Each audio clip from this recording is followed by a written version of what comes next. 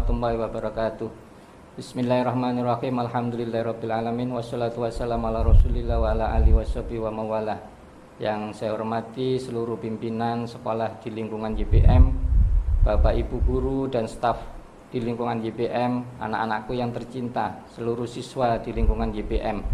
Alhamdulillah kita memasuki tahun pelajaran 2020 dalam kondisi yang sehat dan penuh semangat. Kami harapkan seluruh warga YPM, baik Bapak Ibu guru, siswa, memiliki semangat untuk selalu belajar dan berprestasi. Karena kita memiliki tugas penting sebagai seorang muslim, memiliki kewajiban untuk selalu belajar sesuai dengan surat Al-Alaq yang menjadi surat pertama yang diturunkan pada Rasulullah Muhammad SAW pada ayat Iqra, yang menunjukkan kita sebagai seorang muslim memiliki kewajiban untuk selalu belajar dan belajar. Dan dalam kondisi yang pandemi ini, wabah COVID-19, seorang yang berilmu dan orang yang belajar memiliki kontribusi yang sangat penting untuk mencegah dan menjadikan wabah ini untuk segera berakhir. Sesuai dengan hadis Rasulullah Muhammad SAW, ad-dunya mal'unatun mal'una ma fiha illa dzikrullah wa ma walahu au aliman au muta'aliman. Itu menunjukkan seorang yang berilmu dan orang yang belajar memiliki kontribusi penting untuk menjadikan dunia ini untuk tidak terlaknat. Sehingga itu menjadi dasar kita untuk selalu semangat belajar, sehingga dalam kondisi wabah ini bisa segera berakhir dengan semangat belajar yang kita miliki. Dan orang yang belajar ini memiliki tingkatan yang sangat penting di mata Allah Subhanahu wa taala.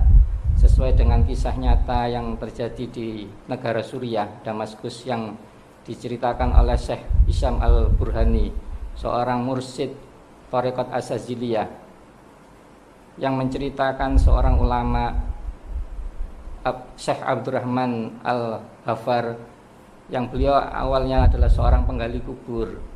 Tapi dalam perjalanan kisah beliau sebagai seorang penggali kubur mengalami sebuah kisah yang menyebabkan beliau mengalami keinginan untuk belajar dengan tekun, sehingga akhirnya menjadi seorang ulama besar di negeri Suriah.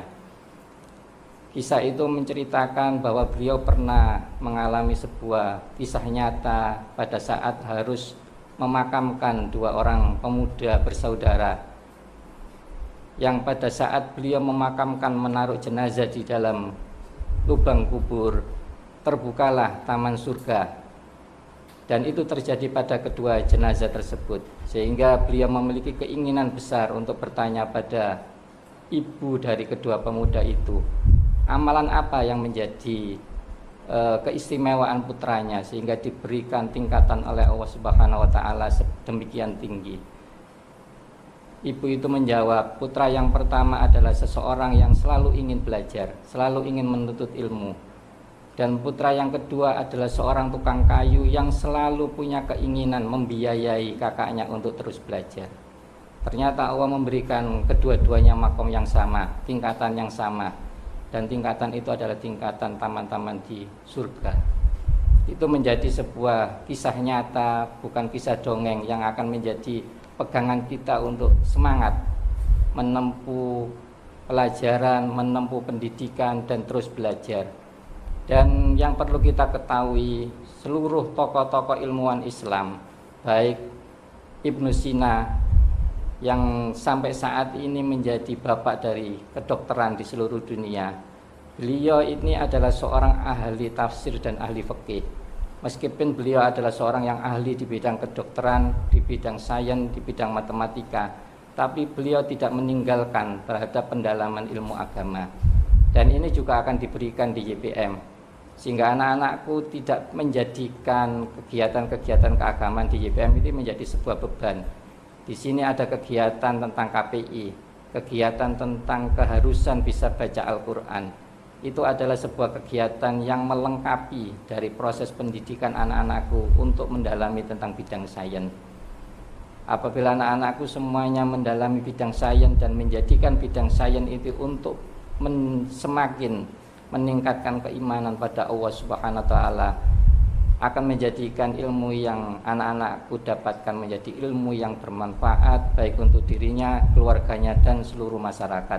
Dan ini yang akan menjadi pondasi dasar perubahan apapun di dunia ini, tantangan apapun di dunia ini. Anak-anakku tidak perlu khawatir kalau pondasi itu sudah dimiliki. Perubahan ada era 4.0, ada era 5.0 dan seterusnya, itu tidak akan menjadi sebuah hambatan dan ketakutan dengan pondasi yang sudah didapatkan. Sehingga kami harapkan anak-anakku dengan segala program yang dibuat oleh sekolah benar-benar mengikuti dan merasa membutuhkan dan mau belajar dengan sungguh-sungguh.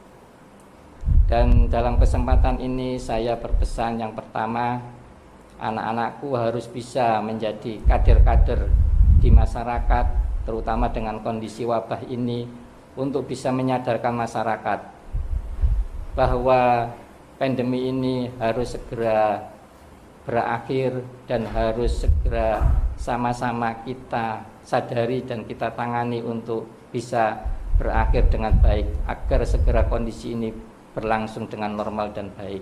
Yang kedua, yang perlu sama-sama kita sadari, wabah ini adalah terjadi karena memang sudah tidak ada keseimbangan alam. Tumbuhan ini adalah salah satu makhluk Allah yang diciptakan pertama pada saat bumi ini ada. Fungsi dari tumbuhan adalah menyeimbangkan seluruh alam semesta ini. Di saat tumbuhan ini sudah semakin berkurang, maka keseimbangan akan hilang dan ini akan timbul banyak wabah. Dan kami harapkan seluruh anak-anak YPM punya kepedulian untuk sama-sama mulai di lingkungannya menyadarkan masyarakat untuk mulai lagi melaksanakan penanaman tanaman-tanaman yang akan menjadikan wabah-wabah untuk selanjutnya tidak terjadi, bisa kita redam wabah-wabah yang ada. Dan insya Allah dengan keinginan anak-anakku untuk menjadi pelopor-pelopor ini, menjadikan anak-anakku semuanya dan keluarganya terhindar dari wabah-wabah yang ada. Dan kami harapkan semua warga YPM untuk semangat dan selalu berprestasi menghadapi tahun pelajaran 2021. Dan semoga Allah Subhanahu wa taala membimbing kita semua dan tidak terjadi wabah di masa-masa yang akan datang. Dengan mengucapkan bismillahirrahmanirrahim, saya nyatakan tahun pelajaran 2020-2021 kita buka. Wabillahi taufiq wal hidayah. Wassalamualaikum warahmatullahi wabarakatuh.